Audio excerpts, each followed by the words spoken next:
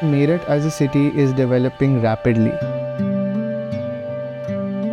It's in sort of a flux where aspirations are high, yet it wants to stay rooted in simplicity and a very slow pace of life. The house inherently had to reflect that.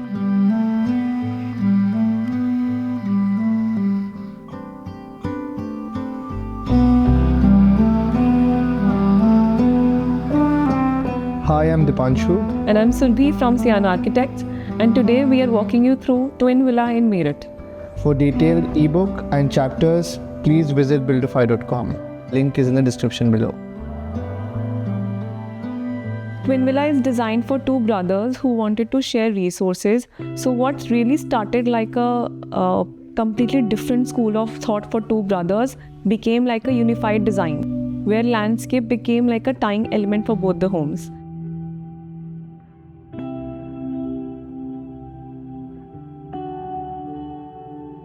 For me, like the priority was calm, serene space. I think so. According to my husband, it was a vastu.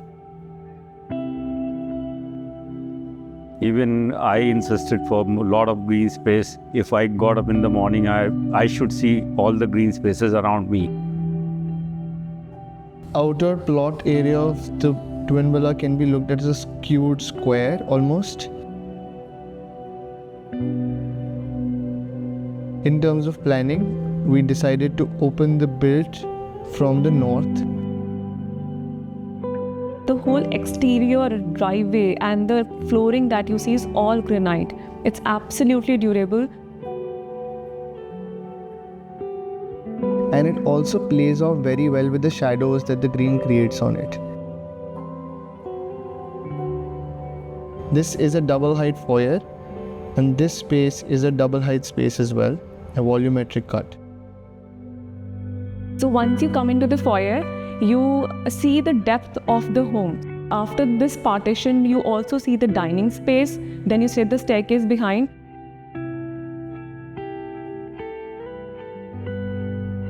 And as soon as you come in, you see the feature wall, which is done in a framing of SS.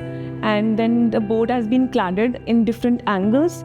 Beautiful textures like antique gold finishes and rough stucco finishes have been used to highlight and make this wall a part of the beautiful foyer that we have here. There is this rattan cane finish partition to hide the puja behind.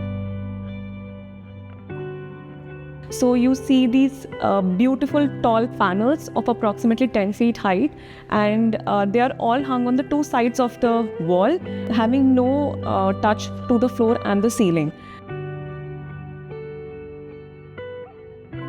You have the formal drawing room facing the east and the north. And it has views to plumeria trees. It's abutted with a kitchen, which is actually in the southeast of the plot. Along with it is a bar area or an entertainment space, the family den if you may. We decided to use natural Indian stone to create a herringbone pattern in the bar area. All sides of the bar have been sort of paneled with wooden batons, all made out of reclaimed wood that help in the acoustical balance of the space. Then the guest room is in this direction. The staircase is at the rear end of plot 1.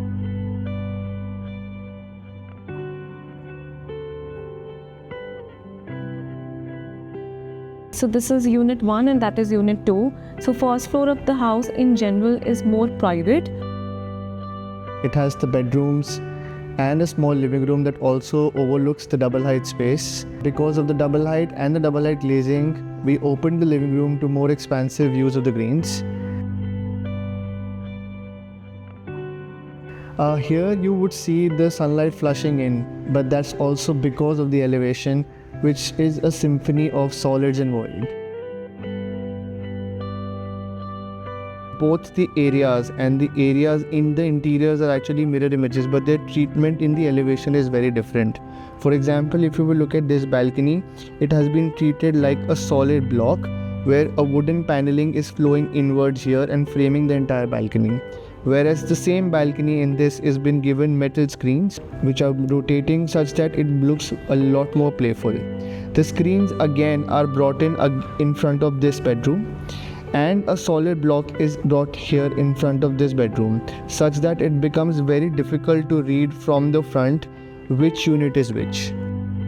So as soon as you see the building from outside, you see the whole facade is layered with metal screens, the brick walls and the greens. So it's a series of layers that you see in the building elevation. The second floor is more of an entertainment space. The front is in a common terrace garden. The terrace garden on one side has a gym that is shared between both the brothers. The other has an open to sky jacuzzi that's also shared between the two. So we used very earthy material. Mostly it was used of concrete textures in two tonality, light grey and dark grey concrete. Then there was also use of lot of wood on the exterior elevation. The metal canopy is also at another layer. So you see a use of layered facade through the complete elevation of the building. So we used grit-like finishes in the elevation, in of course light and dark colors that emulate stone from a distance, but it's actually grit. It keeps the moisture out of the building, helps frame the greens better, and keeps the house cooler. As the greens were supposed to be the highlight, we wanted the color palette, which is a fixed color palette, to be extremely muted. So we incorporated wood, concrete finishes, very earthy tones like something like a sand color, white marble flooring, wooden flooring, and Italian marble as a basic color palette of the home. The furniture whole of the home is very autumn and summer collection. So you see the tones of beige, the mango yellow, the oranges, the greens, all coming together and reflecting and making the home look like one bigger landscape. Let's not forget that we're in North India. Here the summers are really harsh, the winters are very short, there are a lot of dust storms. So handling landscape becomes quite a task. So a lot of deciduous trees, tall trees have been used that don't use a lot of water. They save or preserve a lot of it in their roots. With Twin Villa, balance was my key takeaway. When the balance of private and public is right, when the balance of built and unbuilt is right, when the balance of solid and green is right, you always end up striking something that's more lively, that's more timeless.